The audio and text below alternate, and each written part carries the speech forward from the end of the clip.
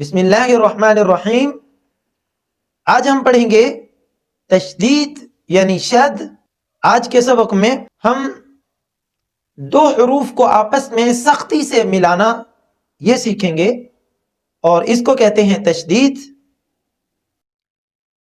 इसन, इसिन, इस्सुन, उस्सन, उस्सिन, उस्सुन, अज्ज, अज्जी, अज्जु, इज्ज, इज्जी, इज्जु, उज्ज, उज्जी, उज्जु, अज्जन, अज्जिन, अज्जुन, इज्जन, इज्जिन, इज्जुन।